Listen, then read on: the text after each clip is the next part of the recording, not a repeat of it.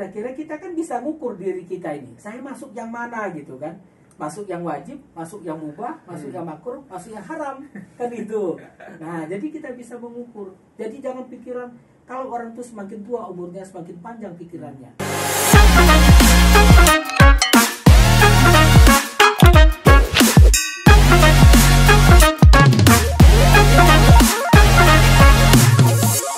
Kembali lagi di Pratiwi Podcast bersama saya Liva Tony, juga narsum kita dari Pengadilan Agama Kabupaten Bondowoso, ada Bapak Mahdi.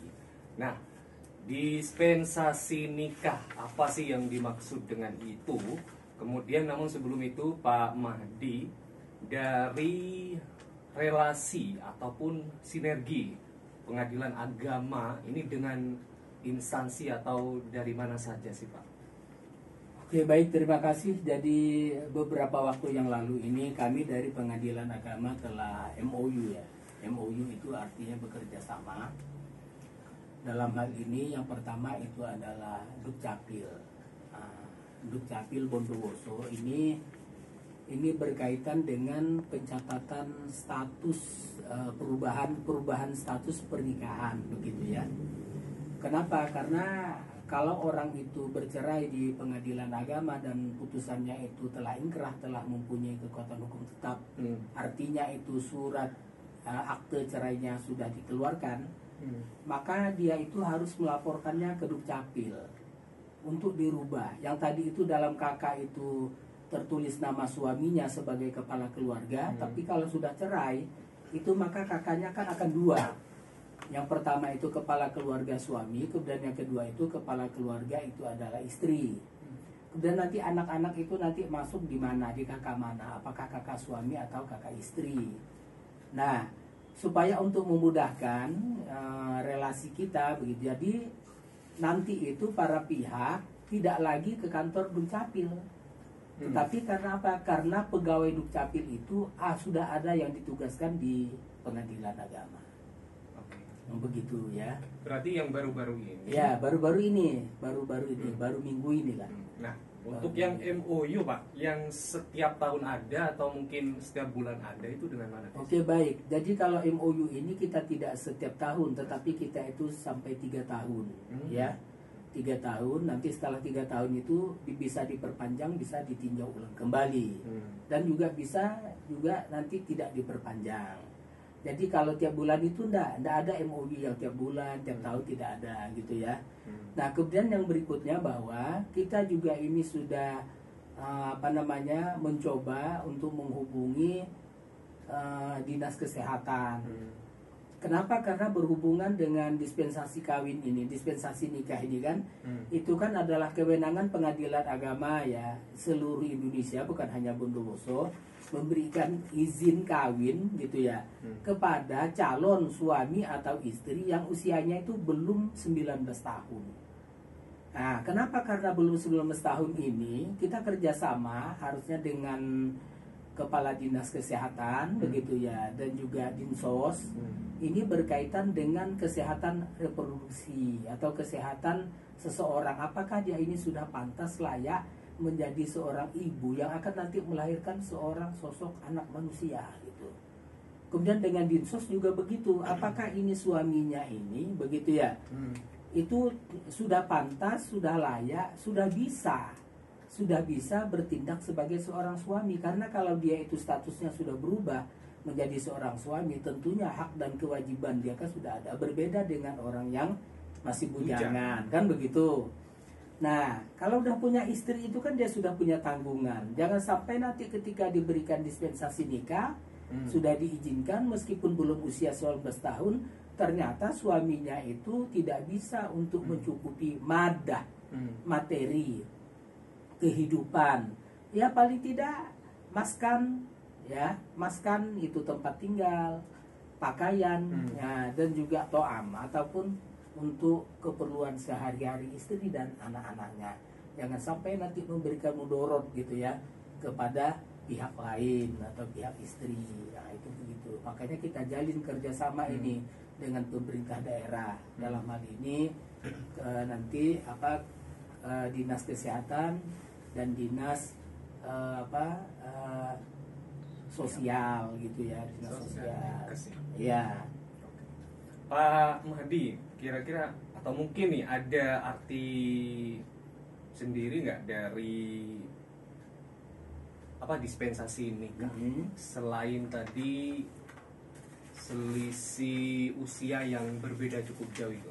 Oke, jadi gini ya, berdasarkan Undang-Undang Nomor 16 ya tahun 2019 itu adalah tentang perubahan Undang-Undang Nomor 1 tahun 74 tentang perkawinan.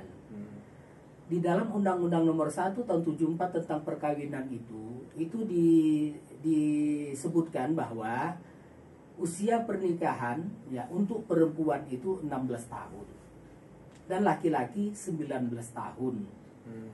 Nah, kemudian dirubah dengan undang-undang ini 16 tahun 2019 untuk laki-laki dan perempuan sebagaimana pasal 7 itu usianya 19 tahun. Ini dalam rangka jangan sampai nanti terjadi ya kalau di bawah usia nikah itu kemiskinan melahirkan kemiskinan. Kebodohan melahirkan kebodohan. Jadi harusnya paling tidak minimal gitu pendidikan itu tamatnya SMA kan begitu. Tamatnya SMA ini supaya bisa meningkatkan indeks namanya indeks prestasi manusia. Nah, jadi di Bondowoso ini makanya pemerintah daerah ya juga sudah punya suatu program begitu ya bagaimana caranya mengentaskan yang namanya pernikahan dini ini.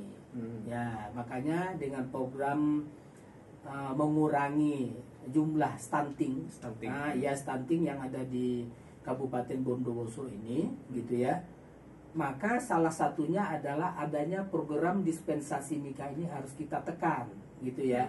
Jangan sampai ini menjadi suatu kebudayaan begitu ya, suatu kebudayaan dan akhirnya nanti itu akan memberikan mudorot kepada yang bersangkutan, keluarga, bahkan indeks prestasi manusia Kabupaten Bondowoso. Nah, maka dengan demikian kalau andaikan rata-rata ya orang yang menikah gitu ya di Bondowoso usianya itu 19, 20 atau tamat SMA lah ya, tamat SMA paling tidak pemikirannya, sikapnya itu akan berbeda dengan orang yang baru tamat SD kan begitu. Tamat SD nikah begitu kan, tapi kan nanti itu bagaimana dia pola pikirnya ya mengatur rumah tangga yang bahagia, sakinah, mawaddah, warohmah, sementara emosional pun belum terkendali kan gitu kan. Tapi kalau di SMA itu kan itu paling tidaklah bisa, meskipun tidak menutup satu kemungkinan betapapun tingginya pendidikan yang namanya juga perselisihan ya pertengkaran itu akan terjadi gitu kan. Tapi paling tidak kan mengurangi. Karena pola pikirnya itu kan sudah jauh ke depan dibandingkan dengan yang tadi tamat SD, SMP kan begitu. Dari syarat-syarat dispensasi nikah ini Pak, apa saja sih? Jadi kalau syarat-syarat untuk pengajuan di pengadilan agama itu sebenarnya tidak banyak.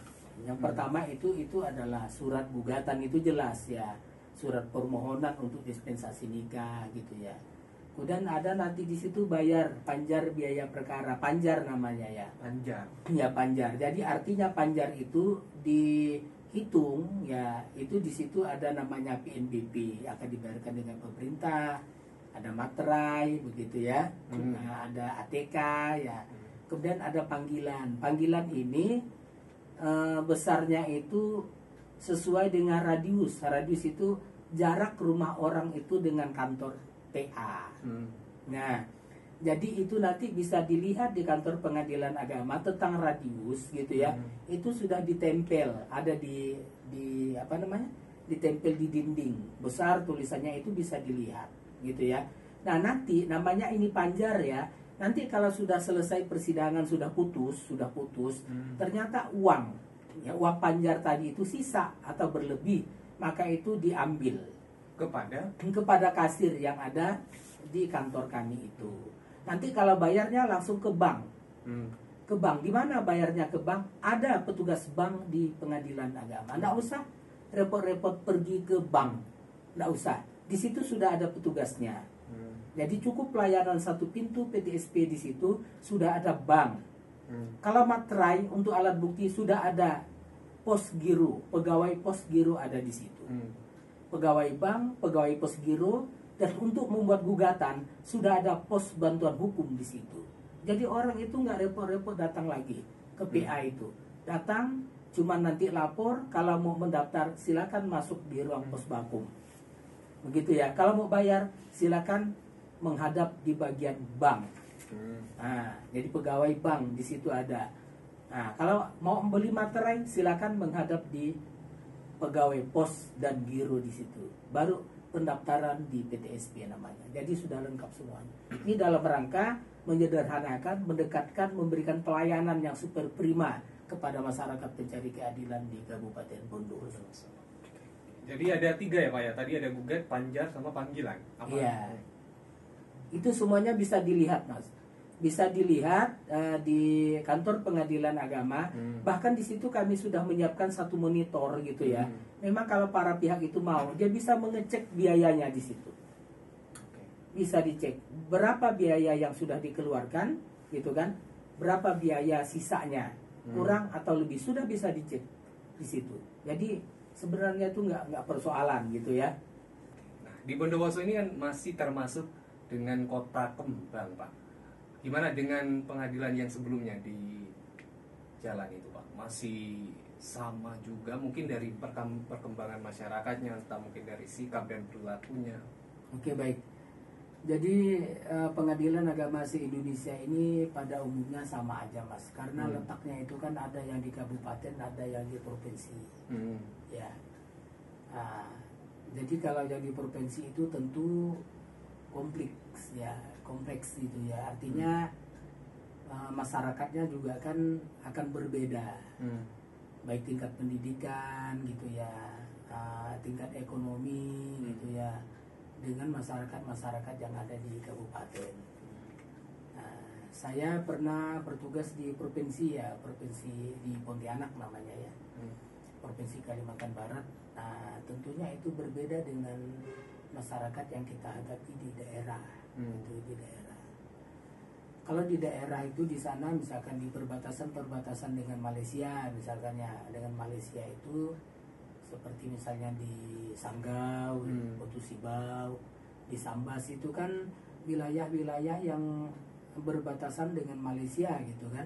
Nah, tentunya di sini, di sana itu persoalan ataupun gugatan, alasan gugatan yang masuk ke pengadilan agama itu akan berbeda. Di sana itu banyak ditinggalkan ke Malaysia, tinggalkan ke Malaysia dan tak pernah kembali. Suaminya itu sudah bertahun-tahun tidak pernah kembali gitu kan. Nah, sehingga istrinya itu statusnya nggak jelas gitu kan. Menunggu juga tidak ada kabar beritanya, akhirnya mereka mengajukan cerai. Nah, tapi di Bondowoso ini ada juga, tapi tidak banyak gitu yang bekerja ke luar daerah, Kalimantan, ke Bali gitu ada juga ya, tapi kan nggak banyak. Tapi yang banyak ya tentang ekonomi ini. Ekonominya. Ya, tentang ekonomi. Mungkin ada pesan-pesan nih kita segmen terakhir Pak Mahdi buat masyarakat. Oke, baik, terima kasih ya saudara pemirsa di mana saja Anda berada ya dengan Radio Kabar Indonesia Pratiwi 106,9 FM. Maka melalui radio ini kami ya atas nama Pengadilan Agama Bondowoso itu kan memberikan pesan kepada saudara sekalian, masyarakat Bondowoso pada umumnya begitu ya. Mari kita dukung ini program pemerintah. Program pemerintah ini itu adalah untuk kepentingan kita bersama, itu khususnya untuk di Bondowoso. Kalau pernikahan ini bisa gitu ya dengan memenuhi kriteria atau persyaratan yang ditentukan oleh Undang-Undang Nomor 16 Tahun 2019 tentang perubahan Undang-Undang 1 Tahun 74 tentang perkawinan, usianya masing-masing 19 tahun, 19 tahun untuk laki-laki, 19 tahun untuk perempuan. Tentunya ini akan meningkatkan indeks prestasi manusia Kabupaten Bondowoso gitu ya. Oleh karena itu kabupaten itu kan paling tidak harus kompetitif dengan kabupaten yang lain begitu ya. Nah, jadi selama ini apa yang kita kekurangannya, misalkan kita bandingkan dengan Jember, kita bandingkan dengan Banyuwangi, kan begitu. Kenapa mereka ini maju? Nah, mungkin dari sisi manusianya, pendidikannya mereka lebih maju, mungkin gitu kan. Nah, tapi kita juga kan tidak mau kalah. Mereka bisa, kenapa kita tidak bisa, kan begitu. Mau kita sama-sama kedudukannya di kabupaten, itu pertama. Kemudian yang kedua, kalau dispensasi nikah ini di apa namanya, diikuti prosedurnya, misalkan ada pemeriksaan lebih dini ya ke dinas kesehatan gitu tentang reproduksi, tentang kesiapan begitu ya, membina rumah tangga gitu ya. Itu tentunya nanti itu bisa kita mewujudkan tujuan perkawinan sebagaimana surat Ar-Rum ayat 21. Kan gitu. Wa min ayatihi anna khalaqalakum min anfusikum azwaja litaskunu ilaiha wa ja'ala bainakum mawaddata wa rahmah. Inna fi dzalika laayatil liqaumin yatafakkarun. Jadi tujuan pernikahan atau perkawinan itu kan supaya rumah tangga itu mawaddah, sakinah, mawaddah, warahmah, kan begitu. Nah, bagaimana orang itu bisa tentram hidupnya, adem, ayem, kan begitu kan? Tenang, bahagia, nah, tidak berantem, tidak apa macam-macam. Nah, ini kan juga akan meningkatkan kualitas manusia. Nah, coba misalkan kalau baru 2-3 tahun menikah sudah cerai, sudah punya anak, tentu anak itu akan terlantar, kan begitu. Anak siapa, kan itu kan? Nanti jadi kehidupan anak itu nanti tidak akan sama dengan kehidupan yang mereka itu dipelihara oleh dua orang tua, kecuali Nabi Muhammad ya. Dia kan sudah yatim piatu, tapi Allah sudah ambil alih, kan gitu kan. Nah, kalau kita ini kan beda begitu, beda. Itu dari segi perekonomian itu tidak mendukung gitu. Maka dengan belum lagi dari segi kesehatan ibunya. Begitu, ibu itu kan harus kalau melahirkan itu kan paling tidak 2 tahun dia menyapih anaknya itu. Nanti kalau belum 2 tahun sudah lahir satu lagi. Bagaimana? Jangankan anaknya, kadang-kadang ibunya pun tidak terurus, kan gitu kan. Nah, ibunya saja tidak terurus, bagaimana dia mengurus anaknya? Memang itu banyak anak, banyak rezeki. Memang itu semboyan-semboyannya ya. Tapi paling tidak untuk memulai ini, membina rumah tangga itu, kita lakukanlah di usia 19 tahun. Nah, atau bisa juga 21 tahun yang laki-laki, kan begitu. Nah, supaya lebih matang laki-lakinya. Jangan apalagi nanti kalau perempuannya lebih tua daripada laki-lakinya, kan begitu kan. Nah, jadi bagaimana ini nanti laki-laki mau membimbing istrinya, padahal dia itu imam. Itu kan bisa dicontoh dan bisa memberikan contoh. Nah, oleh karena itu ya pada kesempatan ini nih, mari kita gitu ya bersama-sama masyarakat masyarakat di Bondowoso ini, mari kita terapkan ya. Kalau mungkin sekarang belum tahu begitu ya, belum tahu, sekarang sudah diberitahu. Dan juga perkawinan itu harus dicatat, nggak boleh nikah siri itu. Kenapa harus dicatat begitu ya? Itu adalah untuk administrasi. Memang zaman Nabi dulu nggak ada pernikahan dicatat itu ya, zaman Nabi kan. Tapi sekarang itu dicatat, antum a'lamu fi umuri dunyakum, kan gitu. Kamu lebih tahu urusan duniamu gitu kan. Kalau dulu zaman Nabi ya, itu orang mau pergi haji, pergi umroh aja nggak perlu pakai KTP ya mas. Nggak perlu bikin paspor. Untuk apa kan? Tinggal berangkat aja pakai onta, kan selesai. Coba kalau kita sekarang mau umroh, mau haji, tidak punya KTP, tidak punya paspor, hanya punya uang, kira-kira bisa nggak berangkat? Kan tentu nggak bisa. Nggak bisa kan? Nggak bisa, itu administrasi yang udah nggak lolos. Begitu juga dengan nikah, begitu. Tapi kalau masih ada yang ngotot, waduh itu berarti nggak sesuai dengan sunnah Nabi gitu ya. Ya salah kita, kenapa hidup zaman sekarang ya dah. Cobalah hidup pada zaman Nabi, kan nggak perlu apa-apa kan gitu kan. Nggak perlu surat menyurat gitu. Oke, itu mas. Terima kasih Pak. Ini mungkin paling terakhir Pak, mungkin pertanyaan personal ya dari saya sendiri. Saya usia 27 tahun mas. Belum nikah juga. Wah, kenapa mas? Hal yang paling ditakutkan, ini sering tak ceritakan juga Pak ke teman saya Pak. Mungkin dari adanya angka perceraian ya Pak ya, atau perceraian entah itu teman SMA, SMP itu banyak sekali Pak. Iya. Saya rasa di usia segini juga masih belum pas ya untuk menuju ke jenjang pernikahan. Yang pertama dari ibadah, saya memang masih suka bolong-bolong itu Pak. Ini masalah ibadah ya Pak ya. Nah kemudian perekonomian, borosnya ini luar biasa juga saya Pak. Ya meskipun dari pendapatan atau penghasilan masih belum seberapa. Iya baik. saran apa nih Pak? Ya, jadi begini ya Mas ya. Jadi perkawinan itu Mas ada beberapa hukum gitu ya. Iya. Nah, jadi yang pertama itu ada namanya wajib. Jadi orang itu harus wajib menikah itu. Yang pertama itu ya. Yang pertama dia sudah mampu ya secara materi. Memang kemampuan secara materi ini kan relatif ya. Itu relatif. Nah, mampu secara materi itu, kemudian dan juga dia itu tidak bisa menahan nafsu birahinya, Mas. Kalau bertemu dengan lawan jenisnya. Jadi orang yang seperti ini nih, dia itu sudah wajib untuk menikah. Kalau dia pun tidak menikah, maka dia tuh harus puasa. Begitu ya. Kan ya ma'syaros sabab. Nah, kata Nabi ya, wahai semua pemuda, begitu kan? Manis tato amin kumul ba'a. Kalau kamu memang sudah sanggup untuk nikah, nikahlah. Nah, nikahlah gitu. Tapi kalau kamu itu khawatir begitu ya, maka kamu puasa. Nah, puasa karena puasa itu benteng pertahanan gitu ya. Jadi itu wajib, Mas.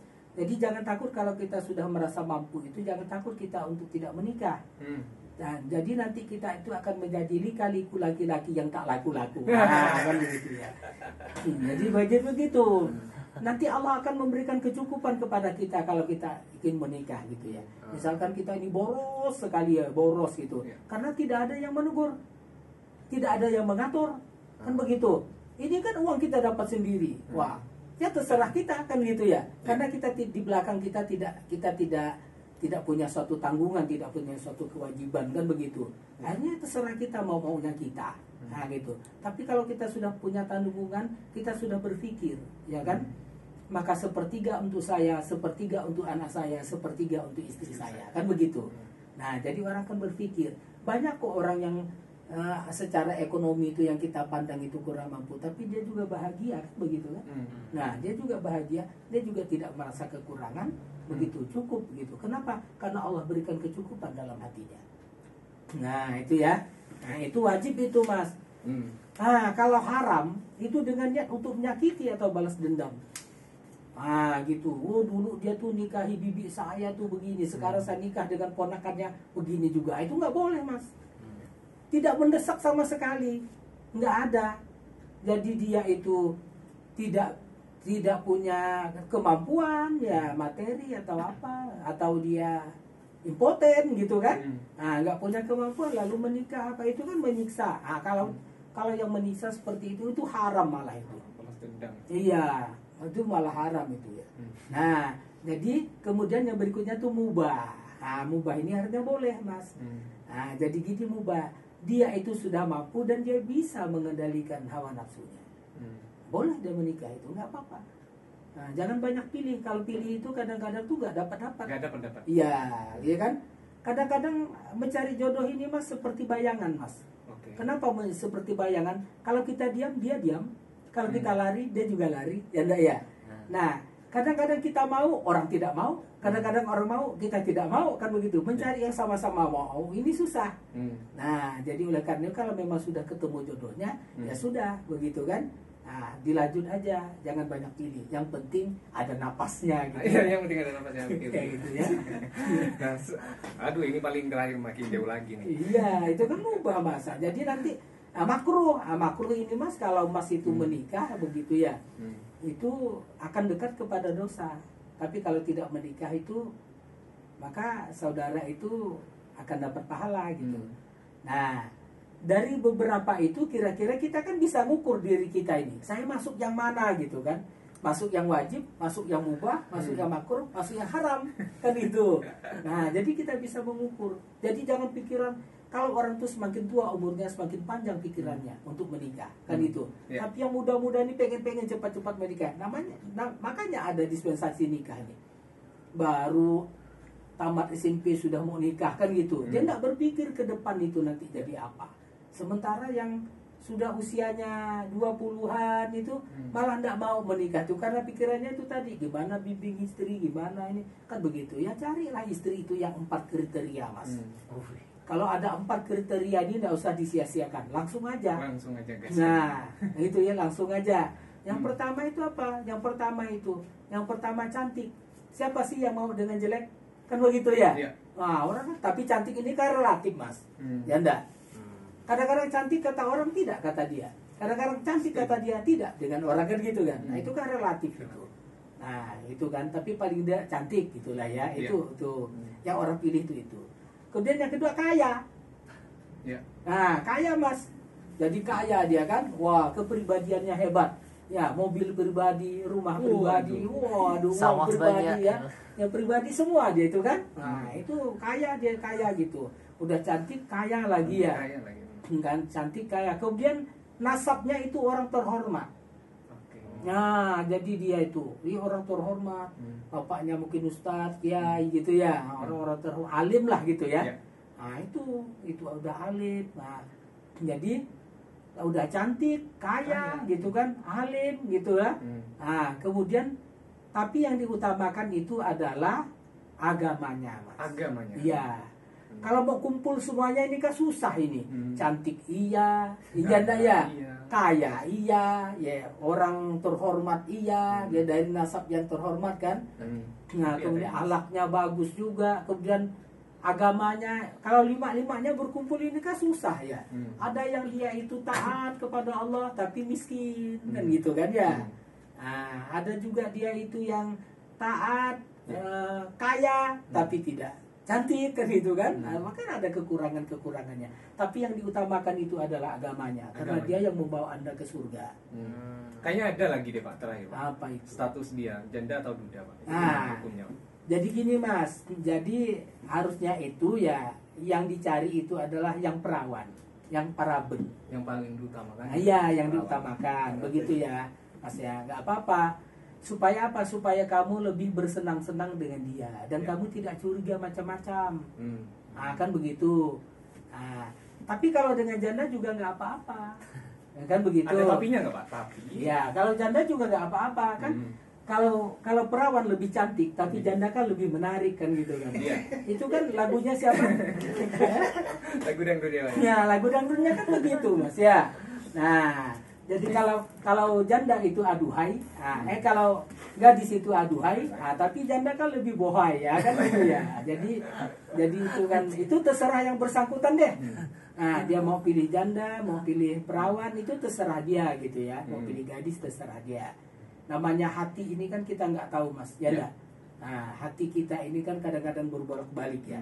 Kita nggak tahu jodohnya kemana kan gitu. Nah, apa di sini atau di Jember atau di Banyuwangi kita nggak tahu gitu kan. Kadang-kadang orang yang setiap hari keluar dari rumahnya dari Senin ke Senin lagi, kadang-kadang nggak dapat jodoh. Ada orang yang duduk-duduk di rumah, ada yang minang kan begitu ya.